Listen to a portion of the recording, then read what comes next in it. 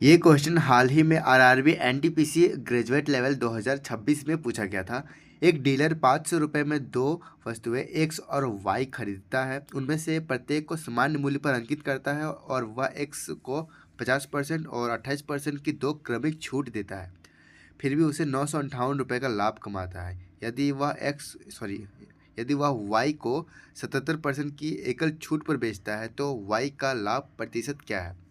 Question थोड़ा सा calculative है, लेकिन ये क्वेश्चन बन जाएगा। अब इसको बनाने का तरीका क्या है पहले समझो। क्वेश्चन बोल क्या रहा है, तो यहाँ पर बोला गया है कि दो वस्तुएं हैं, एक्स है और वाई है। ठीक है, दो वस्तुएं हैं, उनका जो खरीदा हुआ मूल्य जो कम सीपी जो है ना, सीपी दोनों का यहाँ पर समान है, 500 रुपये का दोनों का है।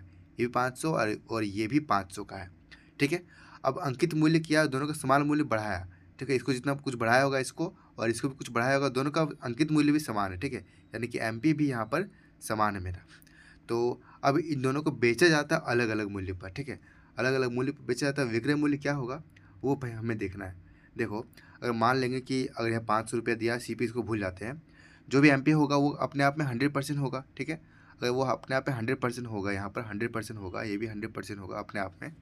100 रुपया नहीं है, ये 100% अगर अपने आप में। ठीक है, तो क्या होगा, अब देखो अगर एक्स में 50% का पहले छूट दिया और दूसरा छूट क्या दिया, 28% दिया। ठीक है, तो इसका एकल छूट क्या आएगा, तो 50 और इंटू 28 के 72% बचा यहाँ पर। ठीक है, ये कितना बचा, 36 आ गया यहाँ पर।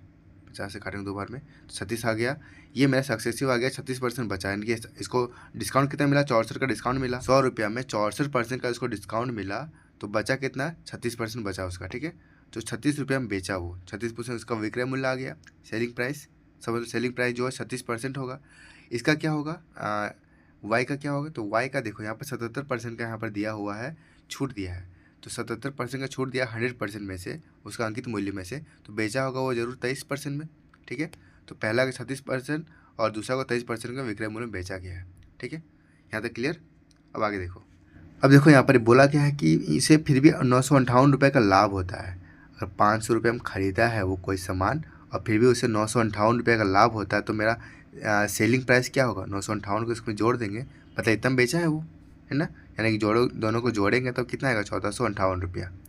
1458 जो मेरा आया वो क्या आया, ये मेरा सेलिंग प्राइस है। और सेलिंग प्राइस यहाँ पर दिया हुआ है, एक्स का कितना दिया हुआ है, तो 36% दिया हुआ है। ठीक है, तो यहाँ पर क्या होगा, कहीं ना कहीं यहाँ पर 36% का वैल्यू जो है ये 1458 रुपया है।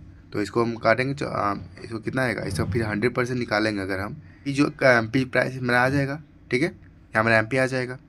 तो एम पी अब यहाँ पर सॉल्व करेंगे इसको, तो सॉल्व हम प्रॉपर सॉल्व नहीं करेंगे अभी, क्योंकि हमको सॉल्व करने की जरूरत नहीं, क्योंकि हम मुझे आंसर लाने से मतलब है।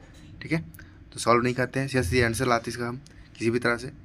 तो देखो यहाँ पर हम मुझे 23% में यहाँ पर बेचा गया है, तो 23% का हमें वैल्यू मुझे चाहिए। 23% का वैल्यू कितना आएगा, इसका 23% निकालना पड़ेगा। जो भी यहाँ पर जो निकलेगा ये तो एम पी निकलेगा, और एम पी दोनों का सेम है, इसका भी सेम है, इसका भी सेम है।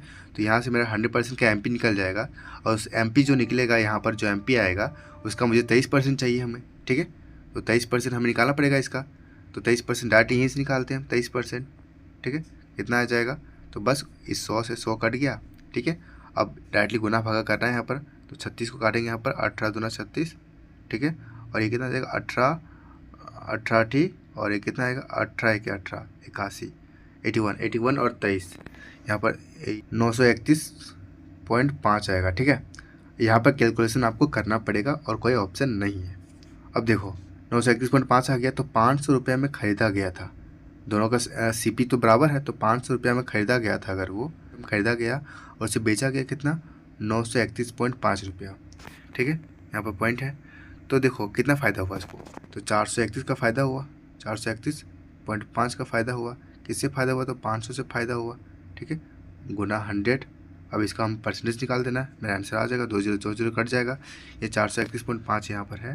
ठीक है, अब बस इसे काटते हैं, तो 5 40 हो जाएगा, 5 36 और ये 5 15। ठीक है, तो 86.3 मेरा आंसर आ जाएगा, जो कि हमारा ऑप्शन नंबर 2 में दिख रहा है। ठीक है, थैंक यू।